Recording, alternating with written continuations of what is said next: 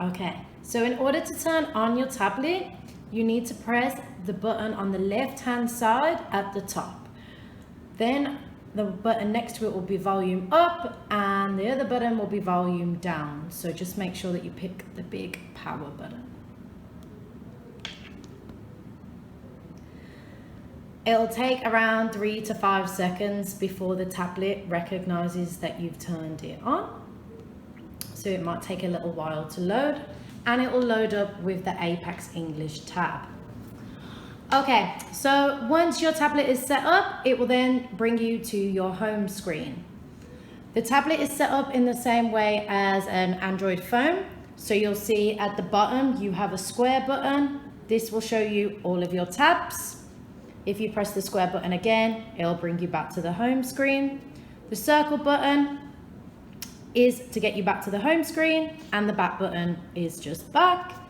On here on the right hand side, you'll see there are 3 functions. You're going to use the top one with the squares that will bring you to your app library.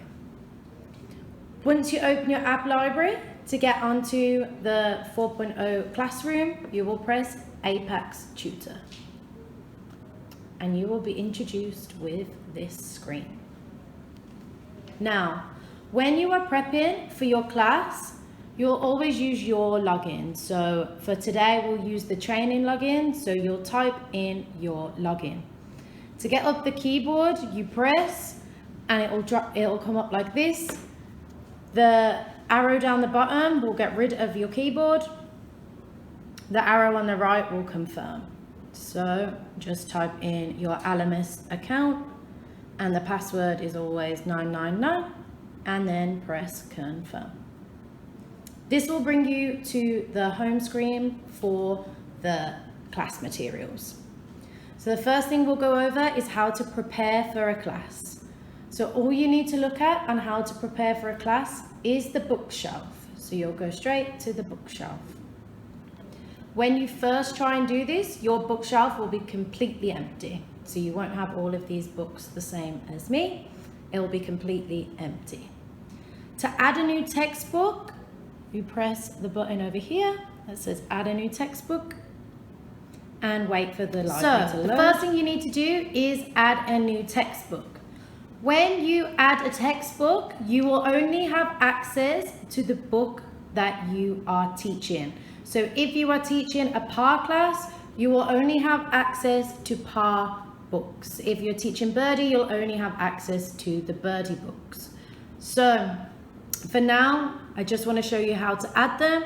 If you need to download, let's say A2 Giga, you'll find the book on the bookshelf and add to bookshelf.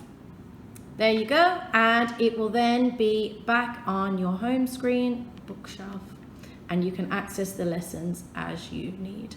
So you will now find A2 Giga on your bookshelf. Please note, if you teach Terra or Eagle, you may need to find the book in SemiBook. So once you log in to download the book, if you can't find it on the original textbook component, you need to go to SemiBook. So here you can see V1 Terra and you would add to bookshelf and it will then appear on your bookshelf up here. So when you have got your textbook on the shelf, you are gonna look at prepping your lesson. So let's go into the lesson. Once you open the lesson, you'll see that you have 1 to 13 for each book. All of these ones have been downloaded, so it says view. If you have not downloaded all of the lessons, you'll see your screen like so, and you will have to download the textbook. On the right hand side, a bar will come up and it will track the progress of the download. Once you get into the home screen, you will then be displayed with all of these functions. We'll review those in a second. What you need to know is at the bottom, there are the page numbers. So if you press this one at the bottom where it says number 1, you'll get all of these. These are all of your page numbers for the next 2 A2 lessons. You can also navigate around by pressing forwards and backwards. If you need to get back to the home screen from here, you need to slide up from the bottom, press the circle, and you'll return. And then remember to open up the apps, you would just press the square and then back into the lesson. So when preparing, when you're thinking of adding media cards, you need to go to the passage that you have chosen, grab your finger and hold down, and a little box will appear. So you have the plus or the X. If you press the plus, you'll then have access to the media cards. So if you had flashcard text, you can then input your text in here. You can change the text font and size on the right hand side and the color as well. And you can also switch the cards around. So if you end up wanting to write on the back as well, so cat and dog,